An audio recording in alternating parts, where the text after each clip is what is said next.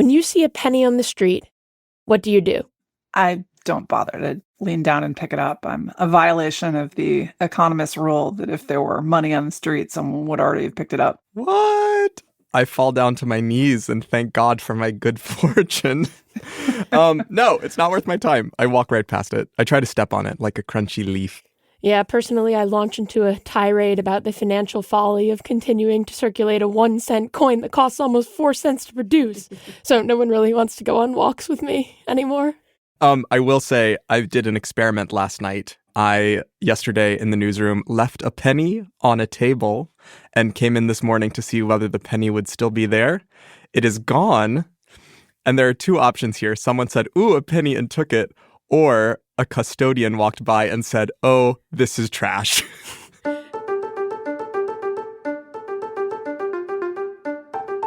This is Impromptu from Washington Post Opinions, a show that brings you conversations about the news we can't stop thinking about.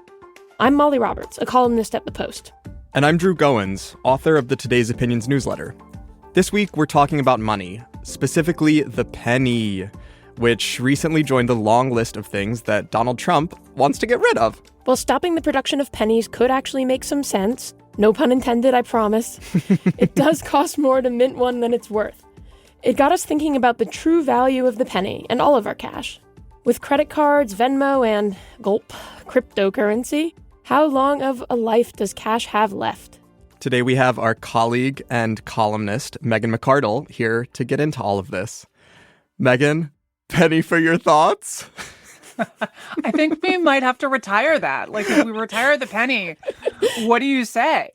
Do you say $1 for your thoughts? Right, I know. Inflation. I mean, look, I am old enough, you children do not remember, when you could actually buy something with a penny. Penny candy was an actual thing, where if you took the penny that your father had pressed into your sweaty little hands and went to the country store, there would be a row of penny candies, and you could give him a penny and he would give you candy for it. Sadly, inflation has eroded the value of the penny to the point where no one uses them other than to get change for purchases that are denominated in, $3.99, $5.99, which is done not because they need the penny or you need the penny, but because psychologically we are dumb and we will think, oh, well, it's in the $3 basket, not the $4 basket, therefore it's cheaper.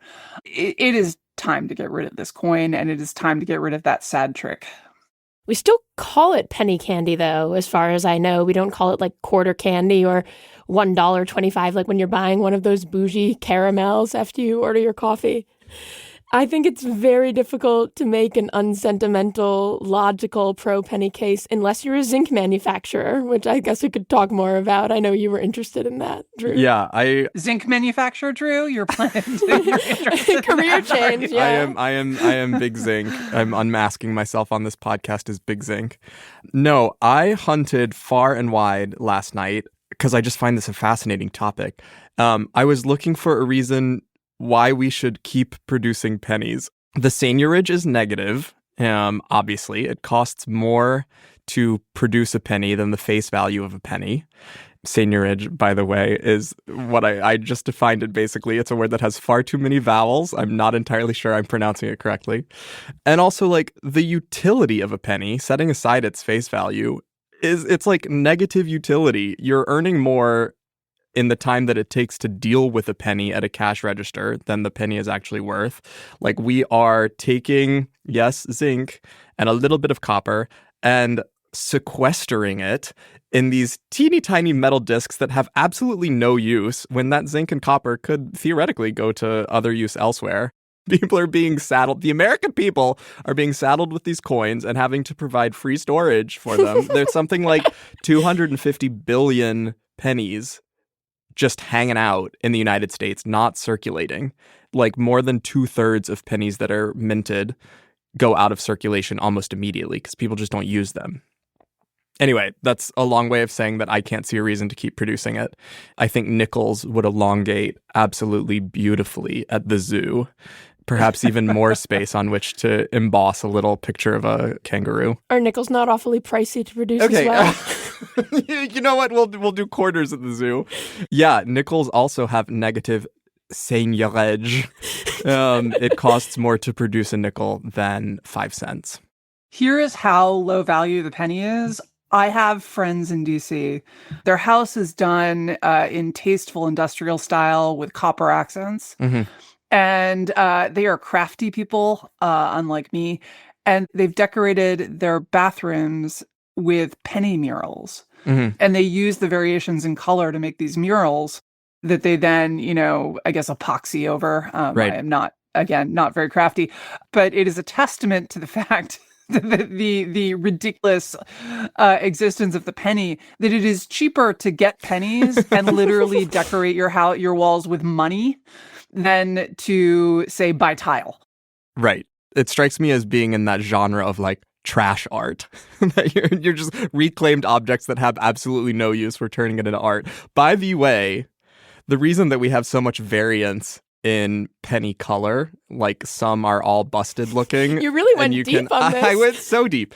The reason you can make a mural out of them is because the combination of metals in them, zinc and copper, are like metallurgically particularly bad together and prone to corrosion. There's nothing good about pennies. So they're rotten at their core. Literally. They also poison dogs, I learned. The zinc is fatal to dogs, so if a dog eats a penny, which I guess is the answer to our opening question for canines, then they might die. So it made me even more anti-penny.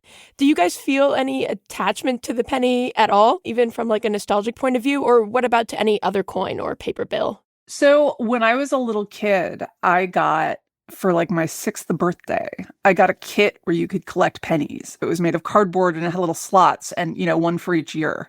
And so I spent much of my childhood looking for the famous 1943, I believe, steel penny. This was when they were using the other metals for war production.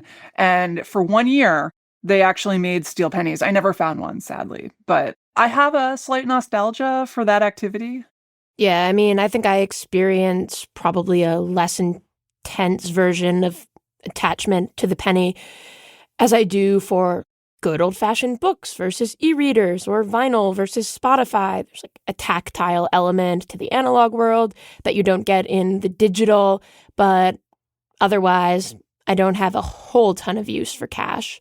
That's not true for everyone, but I think it is true for most people these days. I was looking up the numbers a bit, and I think it's like 20% of transactions, that's a very rough number, are in cash now versus digital. Yeah, it's very low. I think it might be even a teeny bit under 20%. But I was also hunting for any sentimentalism around the mid-19th century abolition of the half cent, which is a coin that the mint used to produce in the United States, which was gotten rid of because its seigniorage was negative. Inflation had outpaced it. It was, more expensive to produce. The government decided that it was not useful to be issuing such a low denomination. I could not find any sentimentalism about that.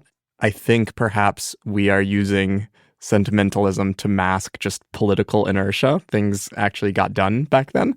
But the interesting thing about the half cent is that in today's dollars, at the time of its abolition, it would be worth like 16 cents today. So if we were dropping to that subdivision of denominations, at this point, we would have to get rid of the penny, the nickel, and the dime. No, not the nickel and the dime.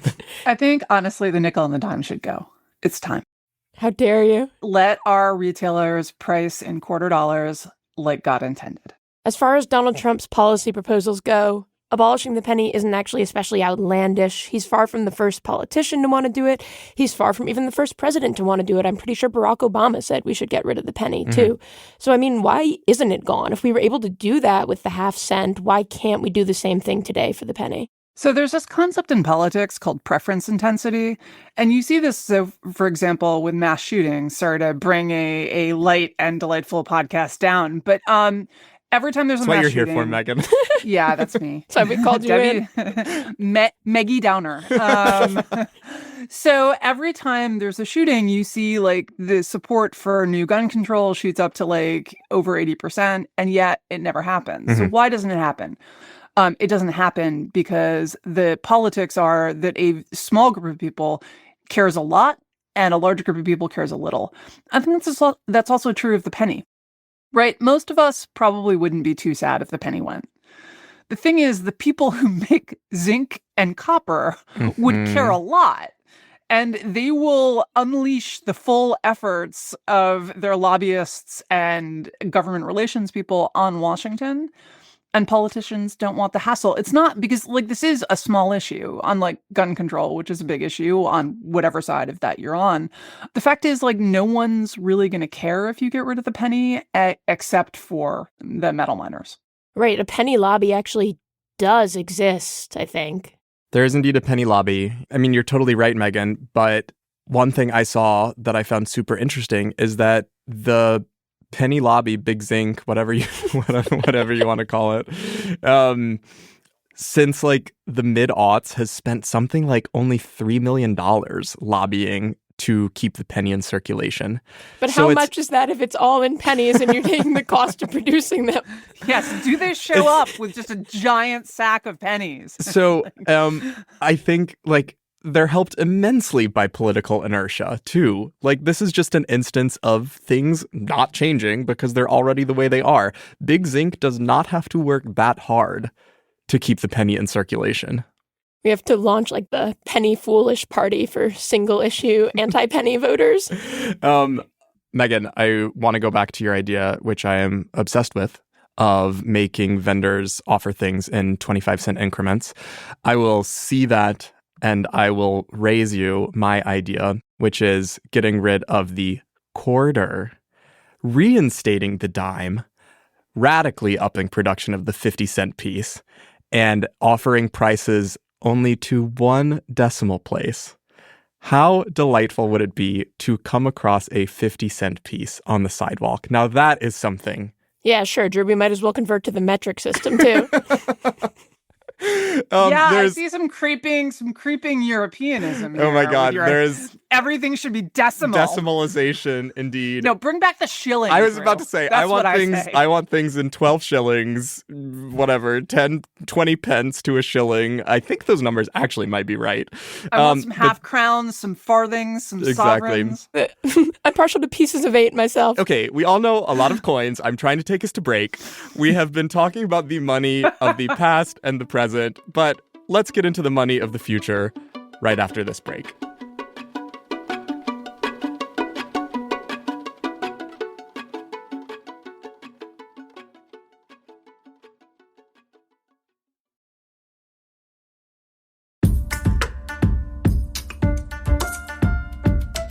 Welcome back. I'm Molly Roberts, and I'm here with Drew Goins and Megan McArdle talking about dollars and cents. If the United States is actually able to figure out how to fell the small but mighty penny, do you think nickels and dimes are next, like we talked about? Or is it time to think even bigger? Why do we still need cash at all, besides just stuff under the mattress?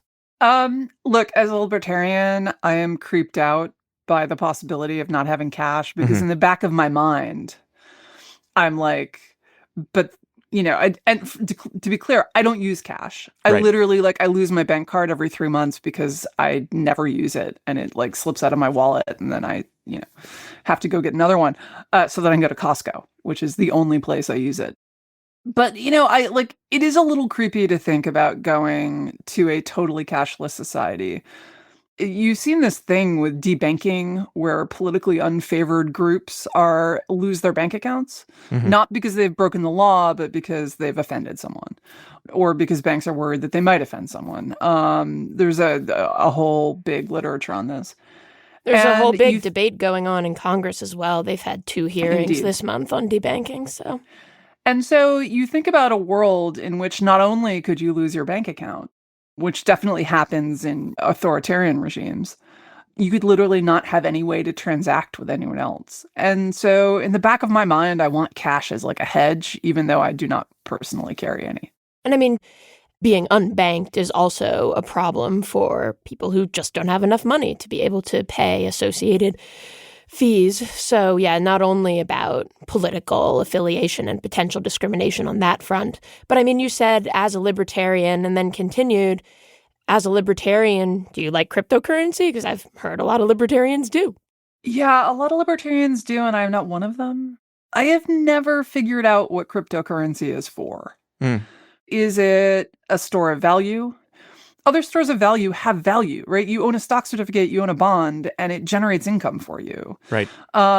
You put in a bank account and it generates income for you. Gold is a slightly different case. I mean, there's a lot of historical value that's attached to it, that people just think of this as the flight out of cash, the inflation hedge, and so forth. But it also does have some uses, right? It is useful for jewelry. It has a bunch of industrial uses. It never corrodes. It literally can't, unlike crypto, it can't be lost, right? I mean, I guess you could throw it into the ocean and it would be down there. But it would, Megan, gold can be lost. Throw it into a fountain along with the pennies. No, that is true. But it's like someone else can find it and use it. Whereas with crypto, if you have put a secure password, this happens a lot. People who store their own crypto and they put a password on the hard drive and then they forget the hard drive. But so it's not a good store of value. It's also not a good medium of exchange because the transactions are too slow. Right. Like for Bitcoin, it takes like 10 minutes for the transactions to clear. It can take more if the network is crowded. And while there are ways to fix that by layering another system on top of it, at some point you have just recreated the banking system or Visa, right? At the point at which you have to put something on top of the Bitcoin to make it go faster, why not just use my MasterCard, right? And like what it seems like it's good for is speculating on the future value of Bitcoin. And then there is the one thing of like, if you are in a country where the currency is hyperinflated or you can't move it out of the country, it is good for that. It's a good substitute if your currency is really bad. But I just don't see what the value is if you are in a country with a reasonably well-run economy. You're telling me Trump coin and Melania coin don't have a real and useful value? I agree. I mean, you can look at your hard drive and be like, I have a Trump coin, I guess. You know. I come across a Melania coin on the sidewalk and I say, not worth my time. You're right. I think the only real value of a lot of these meme coins and NFTs is clout. Another reason that Bitcoin isn't useful as a medium of exchange is that it's pretty volatile. If you look at the chart, even over the past month, it went way up near the inauguration because people thought Trump was going to be really good for crypto. Then it went way down because of tariff panic. Now it's up again. Crypto generally moves with the market and with tech stocks in particular. I mean, that's not stable. When you're using something to transact every day, you want it to be stable, which then leads to the question of, well, are stable coins better? And those are supposedly stable because they're pegged to the value of an underlying asset that's held or theoretically held in reserve, although historically they haven't been quite that stable. And I'm not totally sure why a digital dollar issued by the Federal Reserve wouldn't serve the same purpose, lower transaction fees, maybe eventually faster, more safely, and dare I say, more stably. But I suppose the libertarians wouldn't love that either. You know what the stablest coin of all is? Evidenced by the fact that one of them is holding up the unlevel leg of my work desk. The US penny. On that note, we will wrap this up. Megan, Molly, it was great talking to you both. Oh, it's a pleasure. Great talking to you guys.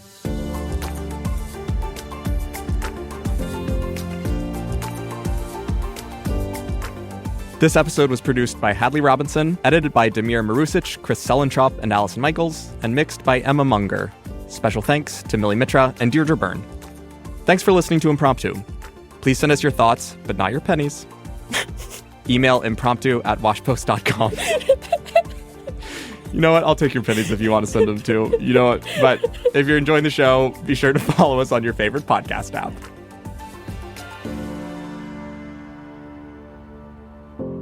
Frickin' love coins. We should do another one on pennies next week, or we'll do nickels next week. Welcome to Penny for Your Thoughts from the Washington Post. The podcast for penny lovers everywhere. It was a pleasure. You guys are really funny. Aw, you too, Megan. No, I wasn't, but that's okay. No, I'm like you- I'm the nerd quotient. You're the No, actually, Drew was the nerd quotient. Oh, yeah, So I guess I'm the footnote. Drew quotient. really geeked out. Yeah, that was amazing. I really sincerely believe that something has changed within me.